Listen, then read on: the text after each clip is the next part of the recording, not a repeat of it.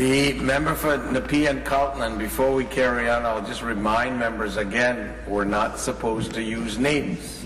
Thank you very much, Speaker. It is my pleasure to join into debate today on Bill 10, something that is going to impact my fast-growing community of Nepean Carlton, but also communities across this wonderful province, in particularly those who require childcare. And you'll see that in fast-growing areas and in rural communities. Bill 10 will be absolutely catastrophic as we move toward, in the province of Ontario, affirming Bill 10, which will cause this province to lose 140,000 accessible and affordable daycare spaces. At a time when we actually have a crisis in childcare, and it's very difficult for many people around the province not only to find suitable childcare but affordable childcare, I don't believe that this is the time for the government to be eliminating 140,000 spaces. In fact, what I think is that the government should heed the caution from childcare providers and daycare operators across the province, including those who operate Montessori schools, those who are part of Jewish day schools. My colleague from Thornhill is with me today. This is an issue that's come up when I visited her riding, as well as independent religious schools in southwestern Ontario. This is an issue that could actually put a number of licensed daycare operators out of business, according to the Association of Daycare Operators. Speaker, when I was first elected here 9 years ago, I was the children and youth critic, and we talked a lot about daycare at that point in time, childcare. I became an advocate, as you will recall, from the time I arrived here. I had a small little baby. She's now 9 years old. It coincides with my time in this assembly, ironically. But I can tell you, speaking firsthand, the issues that I've had with childcare myself. You will remember I was an advocate for making the legislature more family-friendly. To those new members who have arrived in 2011 or 2014, this legislature used to sit until midnight. And if not then, till 9 o'clock at night, and I'd encourage this assembly to be more family friendly. So this is from the point of view of where I'm coming from. There are several flaws with Bill 10, and that's why I urge caution with the government. In fact, if they're going to proceed with the bill, I suggest two things. One is that they adequately travel throughout this province in order to hear from parents and daycare operators, as well as independent schools, and secondly, to be open to amendments that will ensure that we do not lose daycare spaces or childcare spaces in the province that will only create a further crisis in Ontario. That, to me, is something that is very important. I think, too, what concerns me, and I think we have to have a very honest conversation in this assembly about this, is the Liberal government prepared to take away parental choice and parental responsibility? Because that's what I hear when I hear about this. I met with, as I've said several times, many childcare operators throughout the entire province, in particular in my city of Ottawa, whether it's the Coalition of Independent Childcare Providers, whether it is the Montessori schools or the Association of Daycare Providers, with a great deal of concern here. In fact, it was just the Association of Daycare Providers yesterday, licensed daycares, independent daycares, who actually urged caution on proceeding with Bill 10. There's nothing wrong with trying to address problems, particularly when it becomes a safety concern. And I think I would urge the government to look at many of the Ombudsman's recommendations into making sure that there is more cohesion between and among different government agencies, between and among different government departments. But it's very clear, according to the Ombudsman Speaker, that there was a lack of safeguards and an utter failure in not only communication but investigation by the Liberal government in the Ministry of Education during a couple of instances. And I would urge them to look at this and speak to all of the stakeholders in order to get this right. From those who I speak to, they are not opposed to more and greater regulatory greater oversight or a greater regulatory environment. In fact, I think you'll see that most professionals and most people who want to do well in their small business want to ensure that they are the best. What concerns me about this, not in addition to losing 140,000 childcare spaces, is the fact that we may end up seeing more underground operations that are not meeting even the basic regulations that the government has laid out. And in addition to this is what concerns me, is some of the challenges that we've faced in the independent childcare sector have largely been because the government or the ministry didn't follow through or follow up with complaints that were made by parents, and that deeply concerns me. At the present moment, the Ombudsman suggests that there are over 800,000 children in independent care, in unlicensed care in the province of Ontario. And what I would suggest is for the government to embrace these child care providers, bring them into the process, make them feel like they are part of the solution rather than part of the problem, because many of those folks out there are working hard on behalf of many in the community, parents like myself, for example, that choose care close to home by people that they know and that they trust. And there is, as I said, an element of parental responsibility and parental choice. And at the very early stages of the debate on full-day learning, which a lot of members in this Assembly were not present for because they had not been elected at the time, I was one of those voices. My daughter was actually among the first to go through full-day learning, and I had highlighted some of the challenges we would expect. And not unexpectedly, my daughter did have some challenges at that point in time in embracing a full day of learning at a very young age. And many parents and even some teachers have talked to me, and I had, Speaker, as you will recall, a great deal of experience as the education critic for the official opposition, so I would have spoken to many of the stakeholders during that period of time. I think that if the government is wanting to get into the babysitting business and they want to create a bureaucracy, I would strongly urge against that. I think we should encourage parental choice and parental responsibility and entrepreneurship, and I think that there's an opportunity for us to do that. What worries me about Bill 10 is that it will prohibit the operation of a child care centre and a child care agency without a permit. It prohibits certain people from providing care based on past conduct. And I think that that's probably a fair assessment, and that's where there's some merit in some elements of this. But I think above and beyond, it really will be very difficult for high-quality care to be embraced in Ontario, and it seems as if the government wants to move to an agency model which is run by them in the province of Ontario. And therefore, I think they must be honest in this debate about how they expect to replace the 140,000 childcare spaces that will be lost. That is a fair question by the official opposition. It is a fair question by independent childcare providers, and it is a fair question by independent religious schools. It is a fair question for parents across the province because they want to choose where their child goes for care. They also want to be part of the decision-making process, which is why the other day in question period, I believe it was on Monday, I asked the minister why she thinks she's more suitable of choosing my child's care over me. These are discussions my husband and I should have.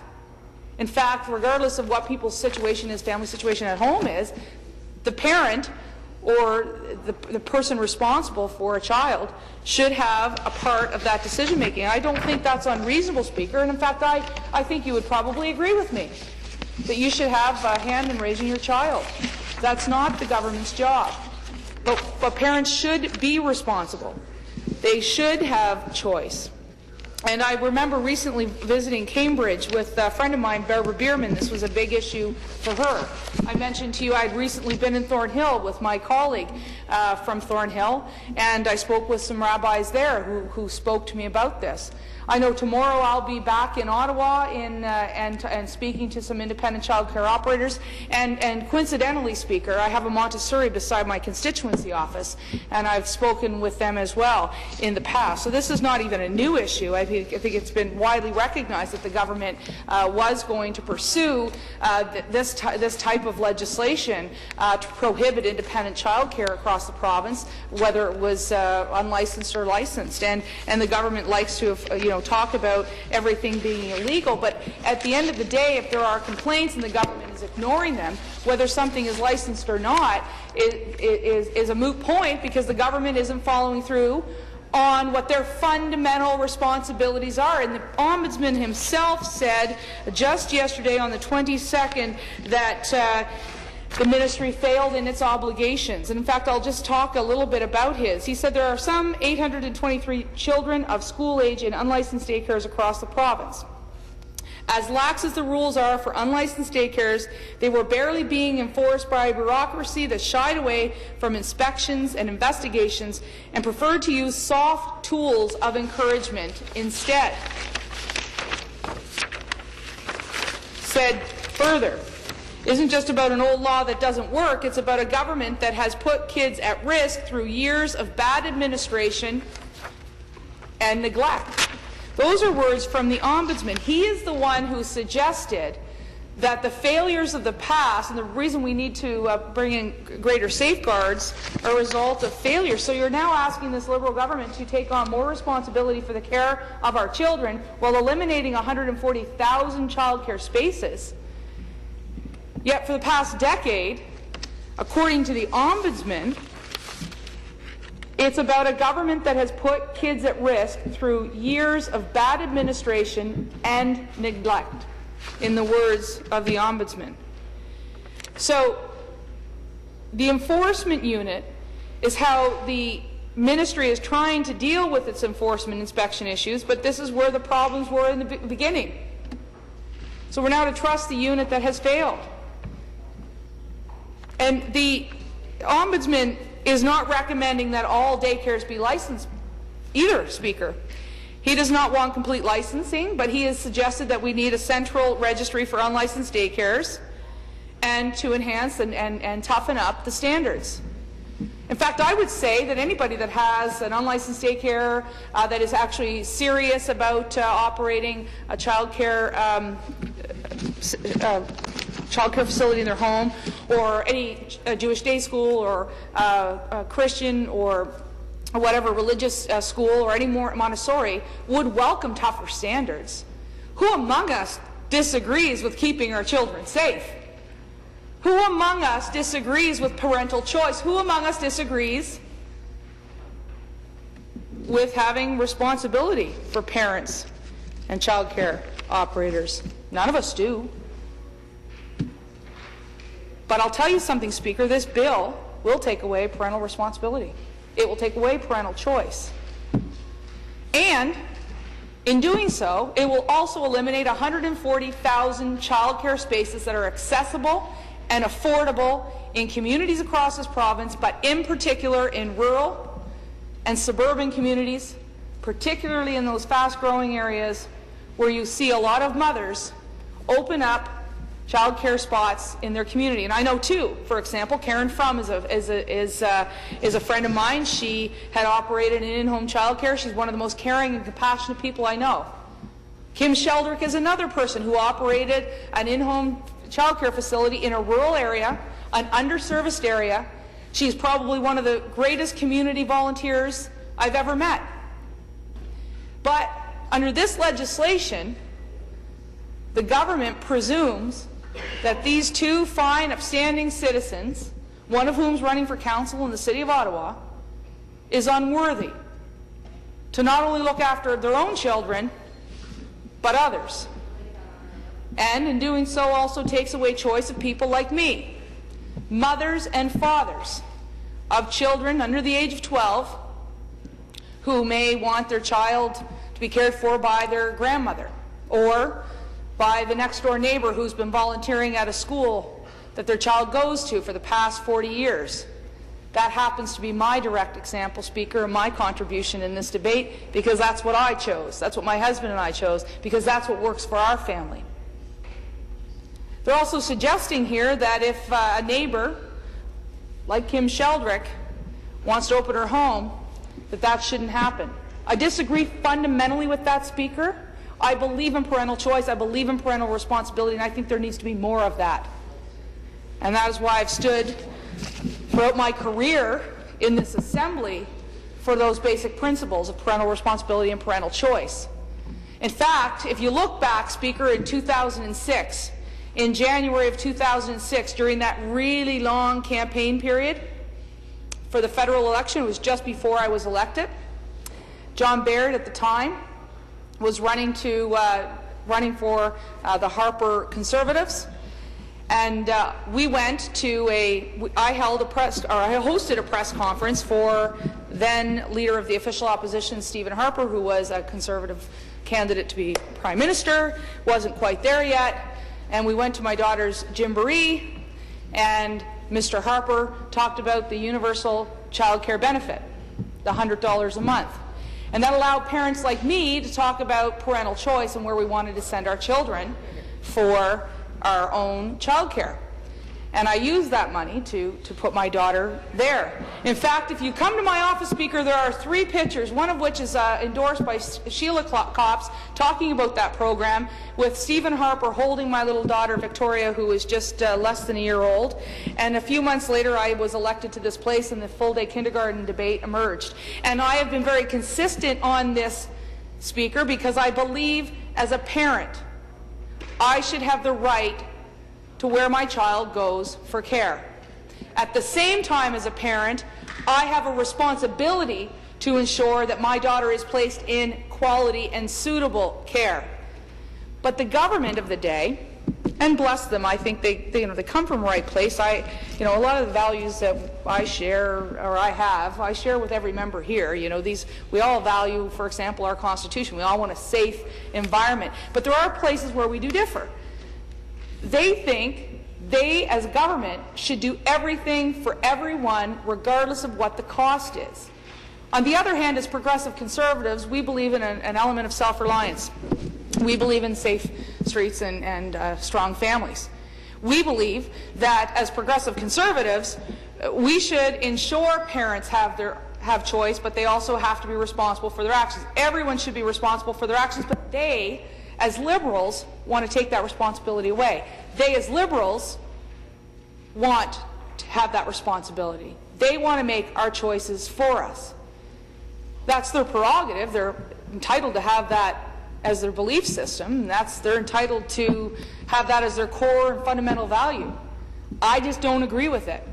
And when you look at, for example, full-day learning or even Bill 10, what you're seeing is a government that wants to make choices for parents and take away their responsibility.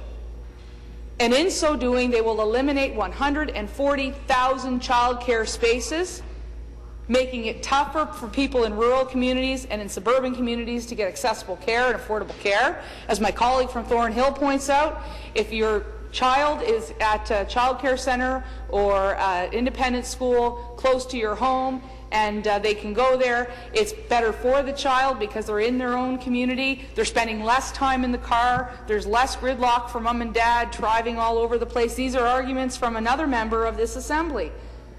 There are 107 of us here. We all have different perspectives on a variety of things, but the things that unite each of the caucuses are their fundamental beliefs and why they choose a $10 membership card to be part of that political party. I don't begrudge anyone here for having different views on certain things than me. In fact, I encourage it. That's why we're in a place of democracy, a place of great debate, just like we are here. But if there's one thing I can do is highlight the challenges that this bill will have and what the impact it will be, not only on the child care operators, but on the families that rely on them and the children who appreciate the care they're receiving in those areas. So, in the limited time that I have left, Speaker, I want to congratulate my colleague from Simcoe North. He has done with this bill, like he has done with other pieces of legislation that have been under his charge as an official opposition critic, and most notably with the College of Trades. By the end of this, he'll know more than the minister will ever know, and he'll forget more than the minister will ever know on Bill 10, because that is the type of vigor he brings and passion he brings to a legislative debate. And I'm sure you'll recall the same thing with the College of Trades. And so I want to congratulate him for that, and I want to assure the stakeholders who are watching at home there will be no more committed person to advocate on their behalf than, of course, Garfield Dunlop, the member from Simcoe North. I finally want to say to the members opposite, particularly to the government, I encourage them to allow this bill to travel. During the minority parliament, we didn't travel at all. And I must say, given the fact that the people that are affected by this won't have the resources to travel to Toronto, they are not professional lobbyists, and that many parents simply cannot come to Queen's Park in order to talk about the impact of this debate, I would urge the government, particularly the government House Leader, but in addition I think the Minister of Education, to set the right tone and send this bill throughout the rest of Ontario, so that people in Ottawa and Owen Sound and Sudbury and Windsor and London and Kitchener and Kingston and the Islands will have an opportunity to share their opinion and on what the impact will be with this legislation.